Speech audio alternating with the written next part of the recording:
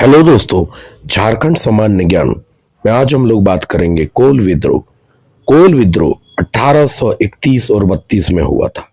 कोल विद्रोह झारखंड का प्रथम सुसंगठित तथा व्यापक जनकारी आंदोलन था। यह झारखंड में हुए विभिन्न जनजाति विद्रोहों का विशेष स्थान है। कोल विद्रोह झारखंड का पहला सुसंगठित तथा व्यापक जनजाति विद्रोह है। इस विद्रोह का कारण सबसे पहले जमीन से संबंधित समस्याएं।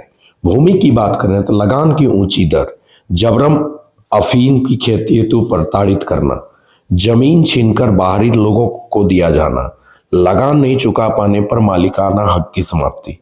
इसके बाद है जमींदार और जागीरदार द्वारा कोलों का अमानवीय शोषण और उत्पीड़न।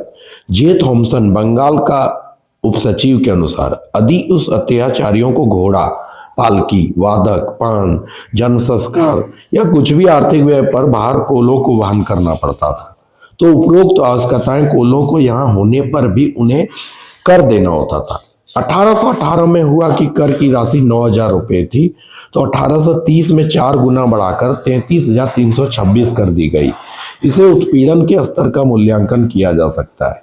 डिकुओं, अंग्रेजों द्वारा नियुक्त बाहरी गैर आदिवासी कर्मचारी, ठेकेदार, व्यापारी द्वारा आदिवासियों का आर्थिक शोषण किया गया।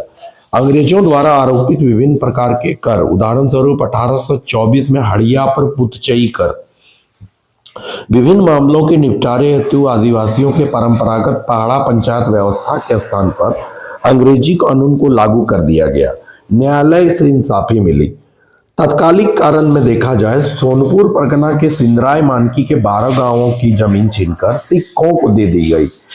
अब जब सिखों को सिंगराय की 2 बहनों का अपहरण किया गया, सिंहभूम के बनगांव में जफर अली नामक मुसलमान ने सुरगा मुंडा की पत्नी का अपहरण किया।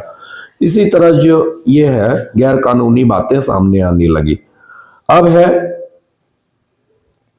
कि कोल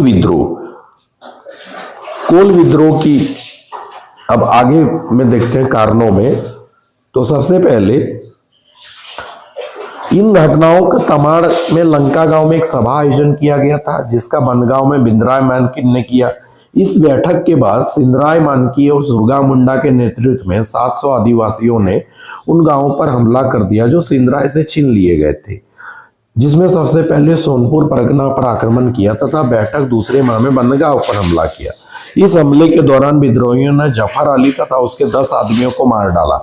यह विद्रोह 1831 में प्रारंभ होने के अत्यंत तीव्रता से छोटा नागपुर, खास पलामू, सिंहभूम और मांगभूम में प्रसारित हो गया।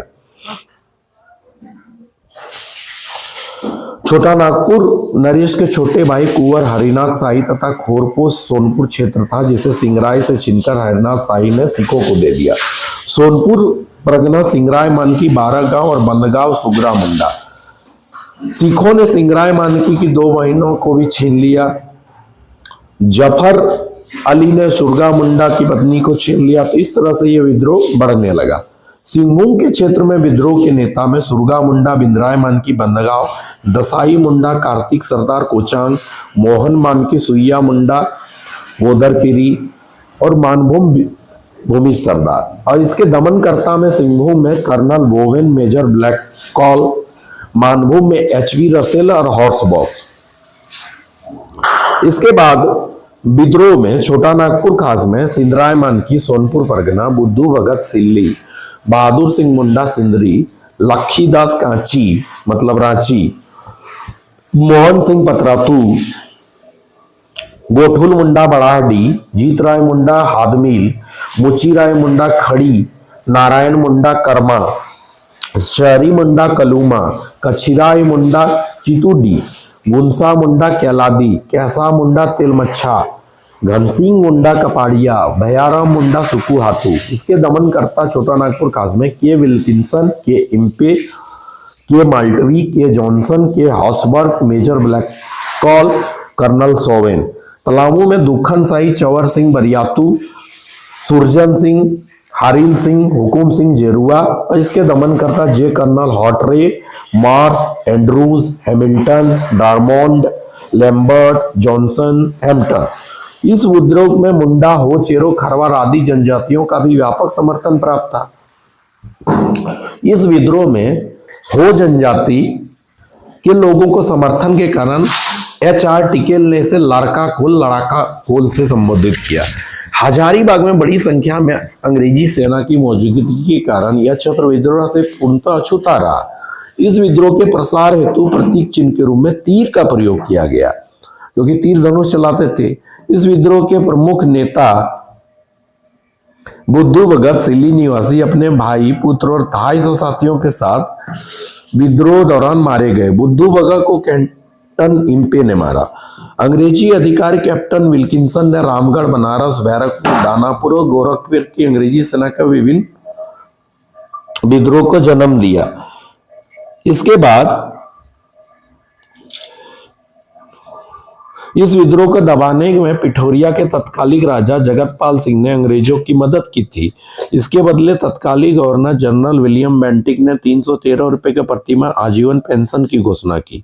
1832 में सिंधराय और सुरगा मुंडा आत्मसमर्पण कर दिया, जिसके पश्चात विद्रोह कमजोर पड़ गया। अब आत्मसमर्पण करेगा तो कमजोर तो पड़ेगा ही। इस विद्रोह की समाप्ति के बाद शेख अनबरुल्ला टेकरी महाराज का तहसीलदार को 300 रुपए के मूल्य का एक जोड़ा शॉल और देव के मित्रभान सिंह को मोतियों की माला, तलवार तथा पोशाक से पुरस्कृत किया गया। इसी प्रकार खान बहादुर खान टेकरी राजा मित्रजीत सिंह के जारज पुत्र को राजा और दिलावर जंग की उपाधि से नवाजा गया। इसके अलावा महाराजा मित्रजीत सिंह को सालाना कर में 1000 रुपए की छूट दी गई।